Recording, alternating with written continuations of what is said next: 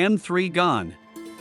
The film begins with a business for perpetual pets, shaggy dolls made by the toy organization Funky. Albeit rough and dreadful looking, they are publicized as being ideal allies for kids. We then, at that point, see Katie James, Violet McGraw, playing with one of her pets, which irritates her folks, Ryan, Arlo Green, and Nicole, Kara Josephson. They are en route to a ski trip, yet the streets are elusive and difficult to see. Similarly, as Ryan stops briefly, the family's vehicle is smashed into by a snowplow, killing Ryan and Nicole elsewhere. Nicole's sister Gemma, Allison Williams, works at Funky and is fostering another robot doll with her colleagues Tess, Jen Van Epps, and Cole, Brian Jordan Alvarez. Nonetheless, their chief, David Lin, Ronnie Chang, needs them to foster a less expensive rendition of the perpetual pets since their opponent organizations are emerging with their own toys like the pets for less expensive than what the pets previously cost. The three attempt to put on a silicone face and run tests, however the robot has a slight error where she is sneering when she should look befuddled. David comes in with his right-hand Kurt, Stefan Garnamontan, to berate the three until Gemma makes sense of her venture for him. The robot, M3GAN, voice of Jenna Davis, Model 3 generative android, is intended to be progressed to the point that she can't be imitated. Tragically, while running a showing for David, Cole acknowledges he neglected to add the polypropylene hindrance to M3GAN, making her detonate. David arranges the three to have another pets contribute time, and Gemma gets a call from the hospital. After learning of her sister's passing, Gemma turns into Katie's brief, lawful watchman. At the point when they get back, Gemma needs to manage her neighbor Celia, Lori Dungy, and her repulsive canine Dewey, who continues to run onto Gemma's yard since there is an opening in the wall. Gemma additionally whines to Celia about the pesticide she continues utilizing, however Celia fails to address it. Gemma has a home-simulated intelligence, Elsie, that she made, as well as different collectibles that she doesn't allow Katie to contact or play with. At the point when Katie requests that Gemma read her a sleep time story, she simply downloads an application on her telephone for her. It is suggested that Gemma and Nicole were not exceptionally close as she investigates old photographs, and she hears Katie crying in her room. Gemma and Katie are visited by Lydia, a specialist. In the wake of noticing the restricted collaboration between the two, Lydia advises Gemma that Ryan's folks have proposed to take care of Katie so she can live with them in Jacksonville, which Gemma doesn't appear to be alright with. Subsequent to promising to keep an eye on Katie in the wake of completing her work, Gemma acknowledges hours have passed as she let Katie be. She is sorry to her and endeavors to bond with the young lady. Katie shows her a beast drawing she made, so Gemma brings Katie into her work area to show her a school project she made, a robot called Bruce that she controls utilizing gloves. Katie loves Bruce and notices that on the off chance that she had a toy like Bruce, she could never require another toy. This motivates Gemma to complete M3GAN. After accomplishing broad work and overhauls, Gemma carries Katie and M3GAN to attempt to formally show her off to David and others. Gemma has Katie connect herself to M3GAN, rejuvenating her. M3GAN is fit for discourse and answering Katie, intended to be her closest companion.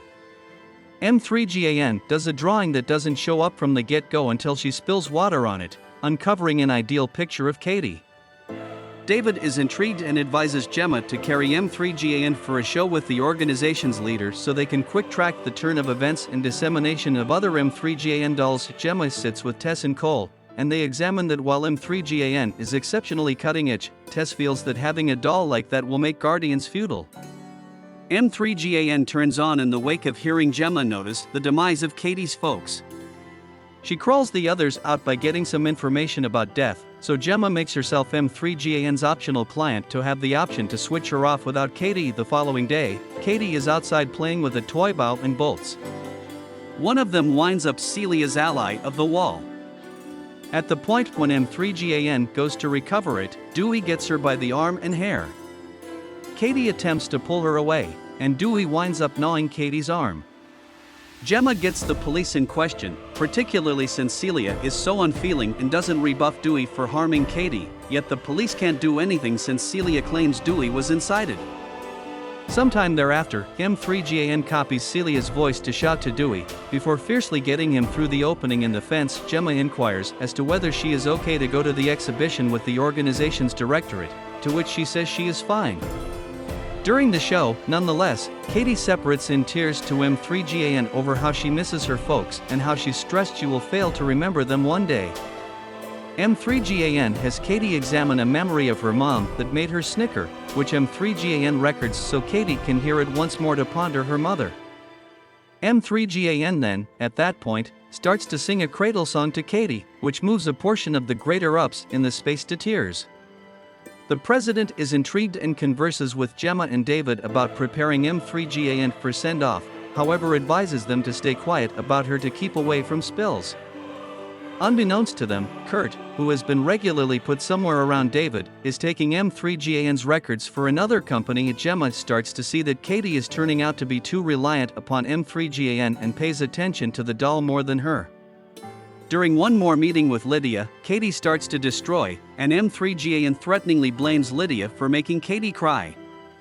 Lydia converses with Gemma about how Katie's personal association with M3GAN might be areas of strength for excessively breakage. Gemma carries Katie to an open-air action meeting for an elective school to attempt to slide her into going to class and being around other genuine children, since Katie's folks had self-taught her.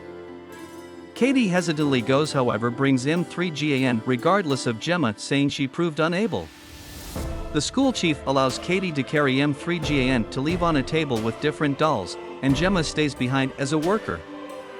Katie is brought together with a more seasoned domineering jerk named Brandon, Jack Cassidy, for a scrounger chase. During the movement, Katie snatches a spiky bulb, which Brandon gets her palm into to hurt her. M3GAN then, at that point, shows up, and Brandon gets her since she doesn't answer him. Katie shouts for Gemma and pursues M3GAN, which stresses Gemma more since it implies M3GAN is in danger for public openness too soon. As Brandon attempts to pull M3GAN's hair, the doll shows some signs of life and assaults him, ripping off his left ear. Brandon runs as M3GAN pursues him down on the ground, making him stumble over a free route and tumble down a slope where he is lethally hit by a truck. Police question Gemma at her home since Celia is blaming her for taking Dewey. She likewise seems to blame M3GAN, thinking she is a genuine companion of Katie's. Katie inquires as to whether she pushed Brandon onto the street, which M3GAN seems to evade for a response, however consoles Katie she will safeguard her from harm. Celia is out on the road searching for Dewey. She hears commotion coming from her carport and is met by M3GAN splashing her against the wall with a power washer.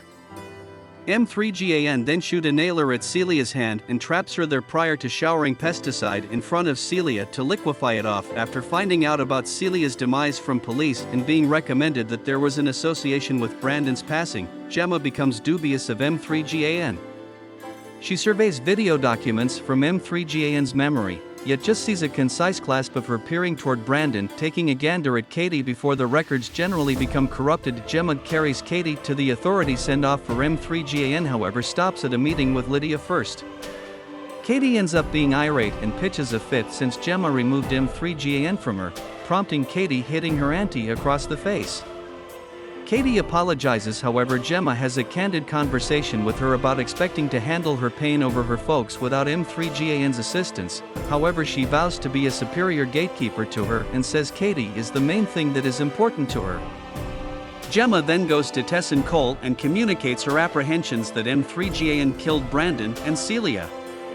They have M3GAN connected to wires to deprogram her while Gemma takes Katie home. David resents the little turnout for the send-off and hollers at Kurt to get him a beverage.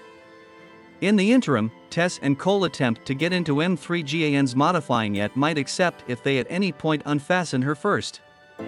Cole goes to do as such, and M3GAN rapidly folds a wire over his neck trying to hang him. Tess goes to free him, and M3GAN sets off a blast that obliterates her records. She then, at that point, tracks down David in the foyer and does a dance prior to getting a paper shaper and pursuing him.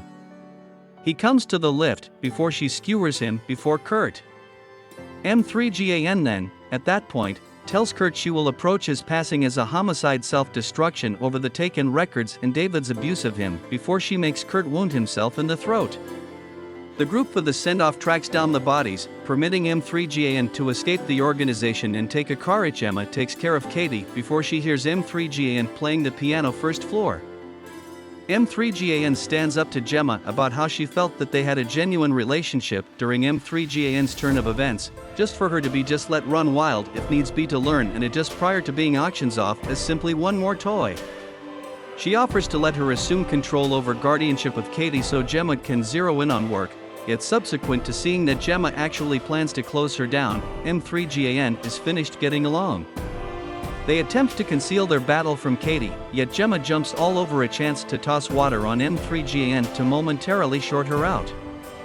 Gemma runs into her office, however M3GAN gets her there and takes steps to make Gemma's cerebrum dead so Katie will not live with her grandparents, and M3GAN will simply focus on Katie and Gemma together. They start to battle, with Gemma cutting M3GAN's face with a clipper, yet Katie comes in to see what's going on. M3GAN attempts to get Katie on her side, however in the wake of acknowledging who the genuine bad guy is, Katie snatches the gloves for Bruce and actuates him. The bigger robot gets M3GAN and tosses her around prior to parting her body in two. The top half then, at that point, pursues Katie for feeling deceived, however Gemma gets M3GAN and starts wounding her face. M3GAN almost overwhelms her until Katie snatches a screwdriver and cuts the focal handling chip, closing M3GAN down for good. Gemma and Katie go outside as the police show up with Tess and Cole, harmed and stirred up yet alive. In the meantime, the LC gadget in the kitchen turns on and moves its head.